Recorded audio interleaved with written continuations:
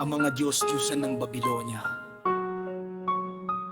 Ang Diyos, Diyusang si Bel ay yumukod, ang Nebo ay lumuhod. Ang kanilang mga imahen ay dinadala ng mga hayop na pinapasan. Ang mga imaheng ito na inilalakad ay pasanin lamang. Isang mabigat na pasanin sa napapagal, magkasamang lumuluhod at lumuyukod. Hindi nila may liligtas ang pasanin, sila rin ang nabihag at napapunta sa pagkabihag. Makinig kayo sa akin, kayong mga lahi ni Jacob, ang lahat ng nalapi sa bayang Israel. Kayong aking inalalayan mula pa sa inyong pagsilang at aking kinarga mula pa nung kayo'y ipinanganak. Maging sa inyong katandaan at tubanan, ako pa rin ito. Ako ang mag-aalaga sa inyo, ako ang may lalang sa inyo, at ako ang magpapasan sa inyo. Ako ang mag-aalaga at magliligtas sa inyo.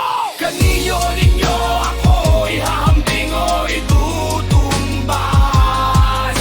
Kanino ninyo ako ipagkakatulad upang tayo'y mapagparisan. May mga nagbubuhos ng ginto mula sa kanilang supot at tinimbang ang pilak sa timbangan. Umuupa sila ng panday ginto upang gawin nitong Diyos, at sila'y lumuluhod at sumasamba dito. Dinadala nila ito sa kanilang mga balikat at pinapasan. Itinatayo nila ito sa kanyang lugar at doon ito nakatayo. Mula sa lugar na iyon ay hindi na ito makakagalaw. Kahit may dumadaing dito, hindi ito makasasagot. Hindi nito kayang iligtas sila sa kanilang mga paghihirap. Alalahanin ninyo ito, isa-isip ninyo.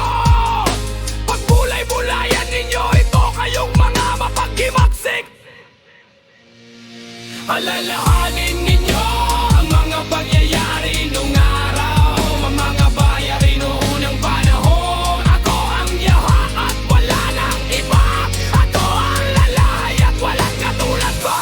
Ako ang nagpapahayag ng wakas mula sa simula.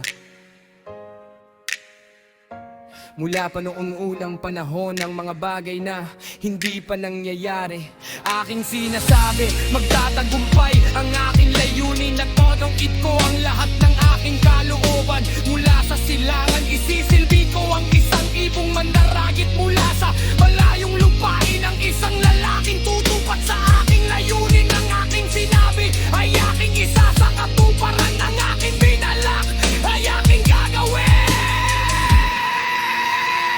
Makinig kayo sa akin, kayong may matitigas na puso, kayo